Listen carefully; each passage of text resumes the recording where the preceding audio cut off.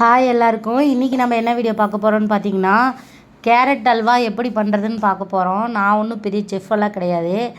எங்கள் வீட்டில் பார்த்திங்கன்னா சமைக்கிறதே பெரிய அபூர்வம் தான். எங்கள் அம்மா வந்ததுனால இந்த வேலையெல்லாம் எங்கள் அம்மா பார்க்குறாங்க. அதுவும் இல்லாமல் வரும்போதே மருமகனுக்கு கேரட் அல்வா பிடிக்குங்கிறதுக்காக கேரட் நிறையா வாங்கிட்டு வந்துட்டாங்க. என்னாச்சுன்னு பார்த்திங்கன்னா, வீட்டில் நெய்யும் கிடையாது, பாலும் 1/4 லிட்டர் தான் இருந்துச்சு. அதனால் நிறையா வேணும், பாலும் வேணும், நிறையா நெய்யும் வேணும். அதுக்கு ஆல்டர்னேட்டிவாக என்ன பண்ணலான்னு யோசிக்கும்போது தான் வீட்டில் பட்டர் இருந்துச்சு. சரி நம்மளே நெய்யை செஞ்சிடலாம் அப்படின்னு சொல்லிட்டு பட்டரை நல்லா மெல்ட் பண்ணி நெய் செய்ய ஆரம்பிச்சிட்டேன். பால் இல்லைங்கிற குறைய தீர்க்கறதுக்காக வீட்டில் பால் பவுடர் இருந்தது. அதை மிக்ஸ் பண்ணி பால் ஆக்கிடலாம் அப்படின்னு சொல்லி ஒரு பிளான் பண்ணி அதில் பால் செஞ்சேன்.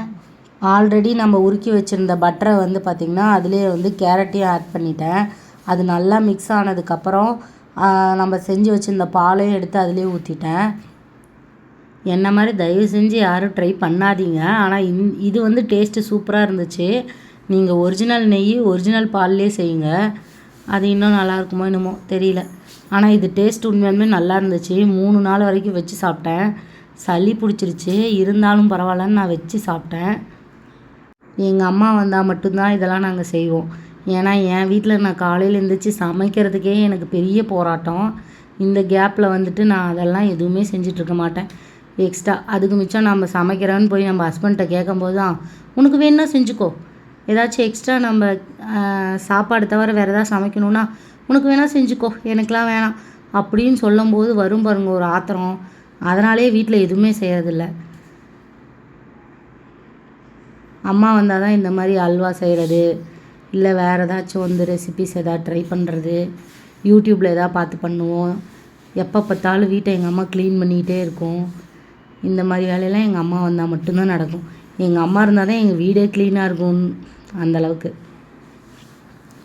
ஒரு வழியாக இது ஒரு 2-3 மணி நேரம் கழித்து கேரட் அல்வா செஞ்சாச்சு. ஃபஸ்ட்டு பார்த்திங்கன்னா என் ஹஸ்பண்டுக்கு தான் கொண்டு போய் கொடுத்தேன்.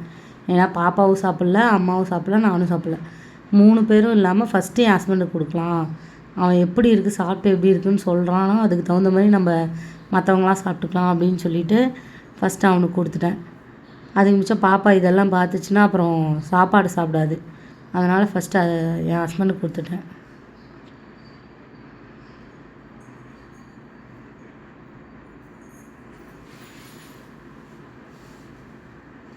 என்ன சொல்லுவானோ தெரியல, ஒரு வழியாக நல்லா இருக்குன்ட்டான். இந்த மாதிரி இன்னும் நிறையா வீடியோஸ் பார்க்கறதுக்கு நம்மளோட சேனலை சப்ஸ்கிரைப் பண்ணி வச்சுக்கோங்க. மறக்காமல் இந்த வீடியோவை லைக் பண்ணுங்கள், ஷேர் பண்ணுங்கள், கமெண்ட் பண்ணுங்கள். பாய்.